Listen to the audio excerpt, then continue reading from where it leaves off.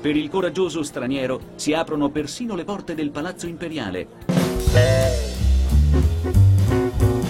Al Museo dell'Automobile Bonfanti Weimar abbiamo invitato i discendenti di Arturo Ferrarin. Dai loro racconti emerge ancora vivo il ricordo di un personaggio sempre visto in famiglia come un protagonista dal carattere brillante, vivace e sempre intraprendente.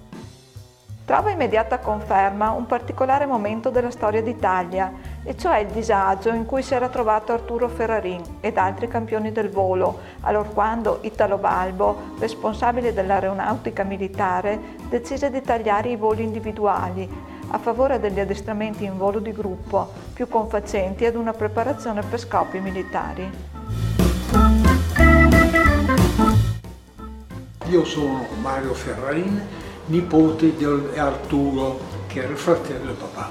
Papà era il minore dei 7 fratelli della famiglia. Arturo io l'ho conosciuto relativamente poco, quindi lui era già un uomo di 40 anni, io ancora un ragazzo.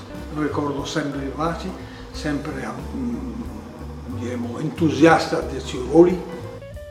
Ha avuto un periodo un po' particolare nei confronti di Balbo, perché lui era un appassionato del volo, non pensa altro che a volare, ed aveva avuto delle onorificenze particolari anche da Mussolini, e naturalmente Balbo era un po' geloso di questo, mentre Balbo era più politico che aviatore, quindi si sono tollerati a vicenda, ma lo zio è sempre stato felice e contento quando torna al lavoro.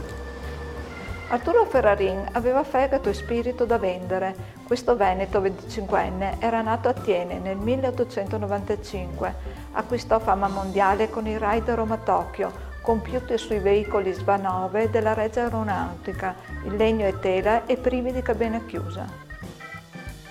Al suo arrivo a Tokyo era atteso da 200.000 giapponesi festanti, dopo 109 giorni di volo. Il 1928 fu il suo anno trionfale, conquistando il primato mondiale di durata in circuito chiuso ed il primato mondiale di distanza senza scalo da Roma a Touros in Brasile.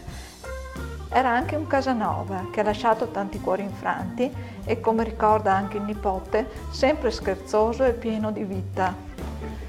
A telecamere spente una piccola sorpresa. Il signor Mario Ferrarin si riconosce commosso nell'infante che riceve un puffetto dallo zio Arturo.